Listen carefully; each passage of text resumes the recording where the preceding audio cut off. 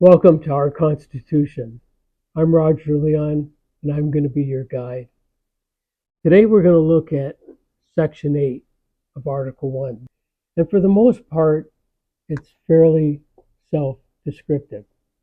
So let's go through the language. The Congress shall have the power to lay and collect taxes, duties, imposts, and excises, to pay the debts and provide for the common defense and general welfare of the United States. But all duties, imposts, and excises shall be uniform throughout the United States. To borrow money on the credit of the United States, to regulate commerce with foreign nations and among the several states, and with the Indian tribes, to establish a uniform rule of naturalization and uniform laws on the subject of bankruptcies throughout the United States, to coin money, regulate the value thereof and of foreign coin, and fix the standard of weights and measures, to provide for the punishment of counterfeiting the securities and current coin of the United States, to establish post offices and post roads, to promote the progress of science and useful arts by securing for limited times to authors and inventors the exclusive right to their respective writings and discoveries, to constitute tribunals inferior to the Supreme Court, to define and punish piracies and felonies committed on the high seas and offenses against the law of nations, to declare war, grant letters of marque and reprisal,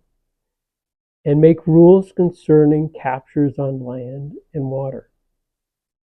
to raise and support armies, but no appropriation of money to that use shall be for longer term than 2 years, to provide and maintain a navy, to make rules for the government and regulation of land and naval forces, to provide for calling forth the militia to execute the laws of the Union, to suppress insurrections and repel invasions, to provide for organizing, arming, and disciplining the militia, and for governing such part of them as may be employed in the service of the United States, reserving to the states, respectively, the appointment of the officers and the authority of training the militia according to the discipline prescribed by Congress, to exercise exclusive legislation in all cases whatsoever over such district not exceeding 10 miles square, as may be by cession of particular states, and the acceptance of Congress, become the seat of the government of the United States, and to exercise like authority over all places purchased by the consent of the legislature of the state in which the same shall be, for the erection of forts, magazines, arsenals, dockyards, and other needful buildings, and to make all laws which shall be necessary and proper for carrying into execution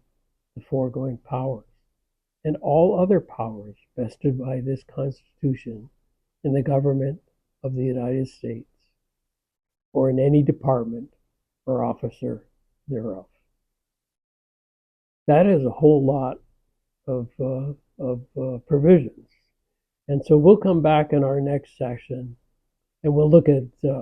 Section 8 again and maybe talk about a few of these items. Thank you for joining, and that's all for today.